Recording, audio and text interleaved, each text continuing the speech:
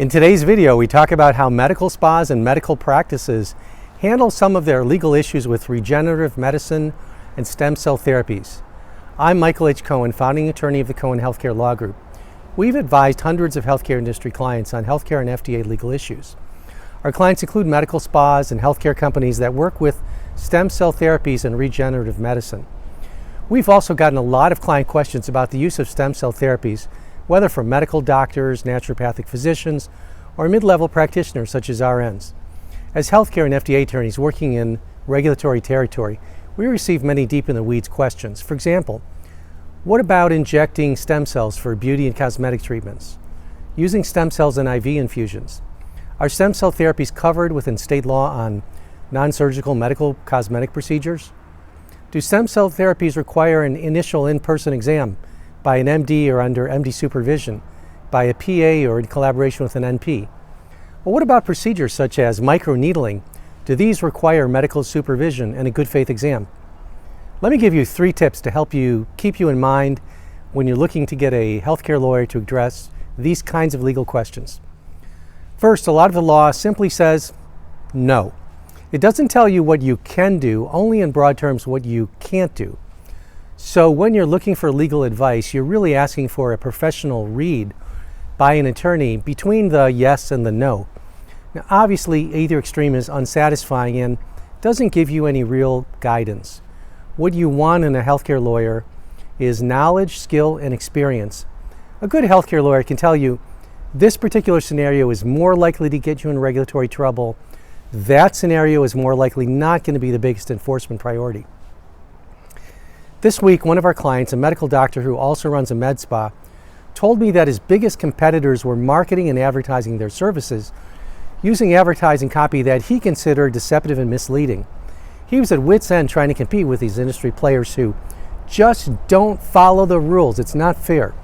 We talked through some of the strategies they were using and the legal risks that they were undertaking. Finally, he listened and he concluded, don't poke the bear. In a way, the process of mapping out the regulatory landscape helped him clarify his own business decision.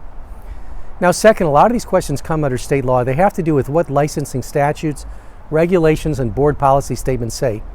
The federal government doesn't regulate the practice of medicine or the healthcare practice of other licensed professionals. Rather, the United States Constitution leaves the regulation of health, safety, and welfare up to the states. And so each state will have different laws and rules about what the medical spas can do, about who can do what kinds of therapies, about whether you need a doctor to perform therapy X or Y, or whether this can be done by an RN under MD supervision, or whether some services can or can't be performed by a licensed esthetician because, for example, they might constitute the practice of medicine. Now, depending on your legal budget, it often does not make sense to research the law in all states, or even a lot of states. If you're a medical spa in one location, then obviously your state law matters. And if your business is multi-state, sometimes we focus on key states, or we get a sampling of the ones with the toughest rules. My third tip is don't rely on advice you got from someone else because it's often incorrect and based on facts and circumstances that don't necessarily apply to your situation.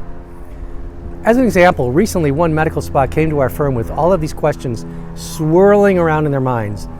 They were worried because a medical spa in the same neighborhood had been visited by a very super friendly medical board investigator who was asking too many questions in too friendly a way. Across town, medical spas had been raided by enforcement officials in a very heavy-handed way.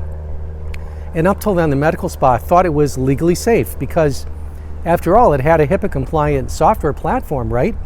And its doctor was making remote Skype calls with patients before the RN would initiate a whole host of regenerative medicine therapies. This kind of scenario, in fact, created much regulatory jeopardy.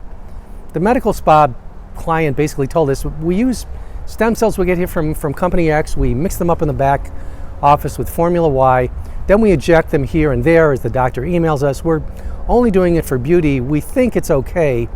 We just want some clarification on the law.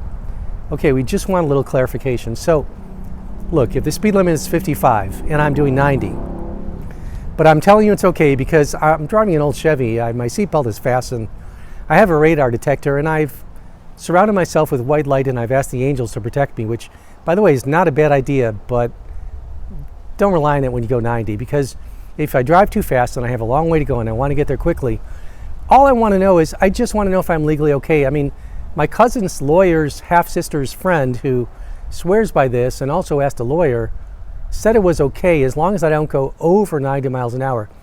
So I know that sounds really silly, but it's the sort of thing we hear in one form or another all the time. And that's why you can't take excuses, and your healthcare lawyer's experience and professional lens can help you interpret the law. Thanks for watching. If you still have questions, click on the link below, cohenhealthcarelaw.com/connect, to send us a message or book an appointment. Here's to the success of your healthcare venture. We look forward to speaking with you soon.